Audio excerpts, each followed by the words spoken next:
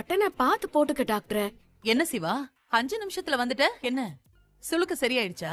சரியாயிருச்சு பெரியமா. அப்படியா தம்பி? அண்ணி சிந்து எவ்வளவு சீக்கிரம் சிவாவுக்கு சுளுக்கு எடுத்து விட்டா ஆமா அண்ணி, பாருங்க.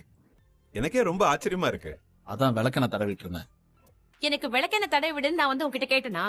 இல்ல அப்புறம் எதுக்கு தேவையில்லாத வேலை எல்லாம் பண்ணிட்டு இருக்க? ராத்திரி ஒரு பொண்ணு தனியா தூங்கிட்டு இருக்கும்போது இப்படி வந்து நீ பிஹேவ் பண்றியா? அசிங்கமா இல்ல? நான் என்ன தப்பு பண்ணேன்? என் அம்மாவுக்காக நீ நடந்ததால உன் கால்லாம் இப்படி ஆயிடுச்சேன்னு மருந்து போட்டு விட்டேன். அது தப்பா? பொண்ணு அனுமதி இல்லாம அவ ரூம்குள்ள வர்றதே தப்பு. அது மட்டும் இல்லாம என்ன தடவுற சாக்குல என் காலை தொட்டுட்டு இருக்க? நீ எல்லாம் என்ன ஆம்பளை? ஏதோ கொஞ்சம் டயர்ட்ல கதவை தாப்பால் போடாம தூங்கிட்டேன். அதுக்காக திறந்த வீட்டுல ஏதோ வந்து நுழையிற மாதிரி நுழைஞ்சிருவியா? நீ ஹெல்ப் பண்றன்ற பேர்ல மிஸ்பிஹேவ் எல்லாம் பண்ணிட்டு இருந்த உமன்ஸ் ஹராஸ்மெண்ட் உன் மேல போலீஸ்ல கம்ப்ளைண்ட் கொடுத்துருவேன். என்ன பைரவி, காயத்துக்கு மருந்து போட வந்த என்ன இப்படி கண்டபடி பேசுறிய? நான் பேசுறது மட்டும் இல்ல, கொஞ்ச மாதிரி ஆள நான் அந்த சாத்துனாலும் தப்பே இல்ல. உன்னை பார்த்தாலும் எனக்கு அப்படி பத்துக்கிட்டு வருது. அன்னைக்கு கல்யாணத்தை நிறுத்தினு நான் எப்படி எல்லாம் கதறி அழுத.